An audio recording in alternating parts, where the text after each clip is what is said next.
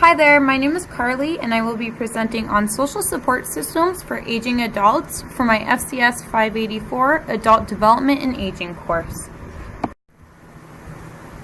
When looking at the aging population, as shown, by the year 2050, the elderly population will double to 88 million. The figures on the right represent the family structure since the 1900s, where children represent the largest portion of the family, followed by parents and grandparents.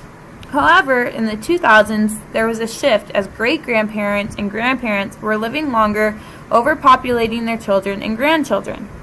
It is expected that in 2030, the trend will become more clear as great-grandparents and grandparents will be living longer, overwhelming the population of parents and children. As we know, often, aging adults need assistance of some kind to help them with daily tasks. When an aging individual decides to seek help, they usually do so using one of the two models, the principle of substitution model or the task-specific model. The principle of substitution describes the order in which older adults choose their care providers, which in turn means aging spouses search for support from their spouses. If a spouse is not available, the individual then turns to relatives, primarily children. However, if children are not available, the aging adult then turns to neighbors, friends, and as a last support, professionals. Whereas the task-specific model states that different tasks require the help of different people, which can translate to aging adults looking at family to help with tasks that take more time and energy, friends and neighbors to help with errands, transportation, and hobbies, and professionals to help in times of time-consuming or technical difficulties. Gillen and Company describes three dimensions of intergenerational interactions: emotional closeness, frequency of contact, and social support, which set the groundwork for the 5 types of intergenerational relations: tight-knit, sociable, intimate, obligatory, and detached. The tight-knit families are emotionally close and have frequent contact with one another, visit each other, and use phone, email, or letters to communicate.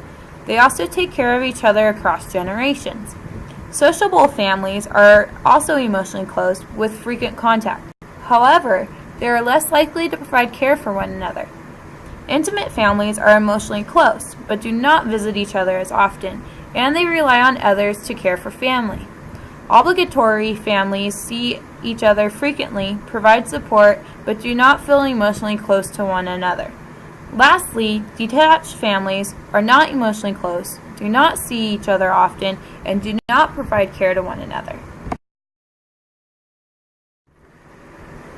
Loneliness is related to negative physical health outcomes in older adults, including systolic blood pressure, elevated hormone levels, and less restorative sleep.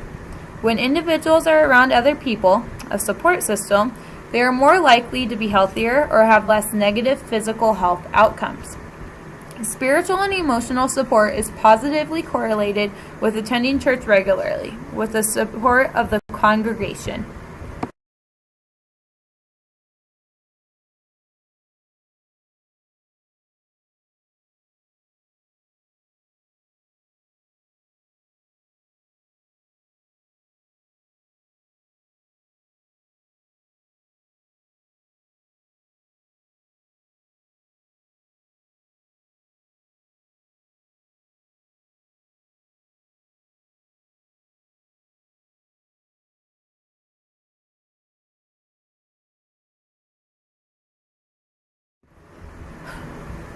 There are 5 social support networks that aging adults have: non-family restricted, non-friends, family, friends, and diverse.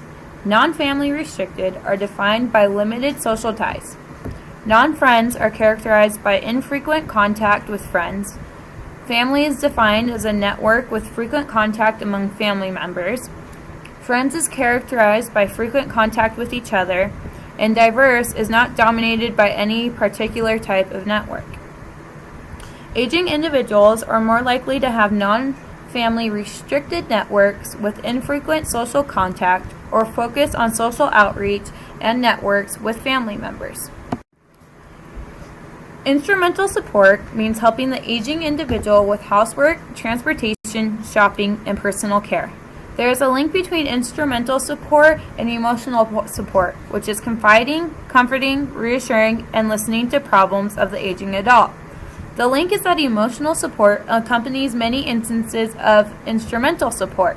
For example, taking an aging adult to the grocery store can result in a conversation about a problem the adult is facing. Informational support is support that relates to advice in seeking medical treatment, referrals to agencies, and sharing family news. Financial and housing support applies to paying bills and sharing a home. 8 of every 10 boomers want to remain in their current home or community during retirement. Since a majority of aging adults prefer to stay in their home, AARP provides home fit workshops which teach aging adults inexpensive modifications they can make to stay in their home.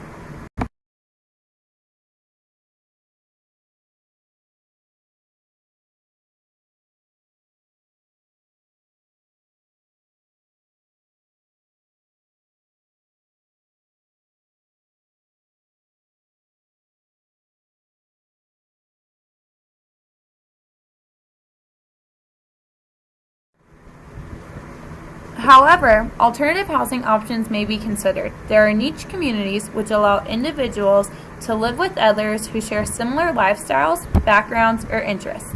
These are for specific groups such as artists, LGBT, musicians, individuals who want to take university courses, and any other specific interest.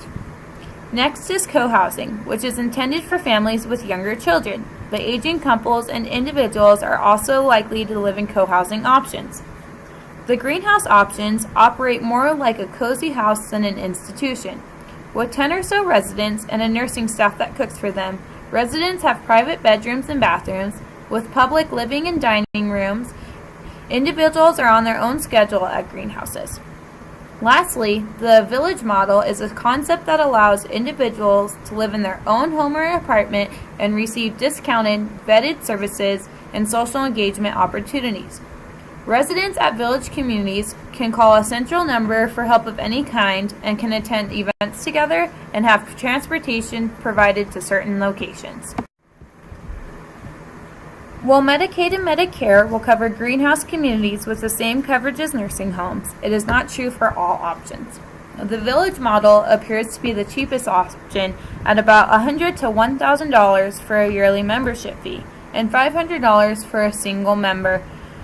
The niche communities can be anywhere from $800 a month for an RV slot to $1,700 for a more artistic feel, and several $1,000s for individuals looking to live near a university.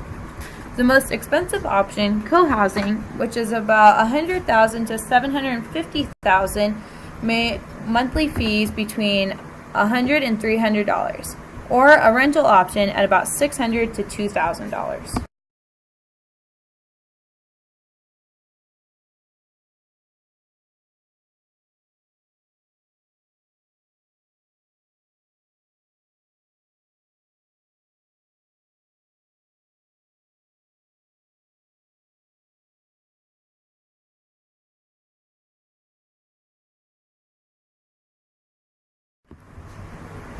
As a professional, we can apply the theories of Bowen and Structural to help families identify what type of support system they are to the aging individual. We can also help families understand the relationship between other family members, help them identify if they are a tight-knit, sociable, intimate, obligatory, or detached family, and help them prepare the conversation of death.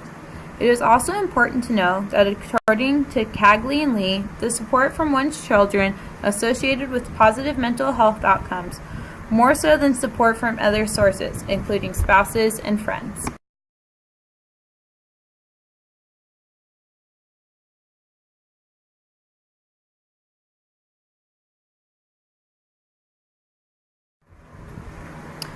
In conclusion, individuals with a large social network and those who reported less loneliness were less likely to die than those with a small social network and those feeling lonely. It's important that we grasp an understanding of aging adults and the support system they require. Whether they are in their 40s or 90s, social systems can help an aging adult in several aspects of their lives.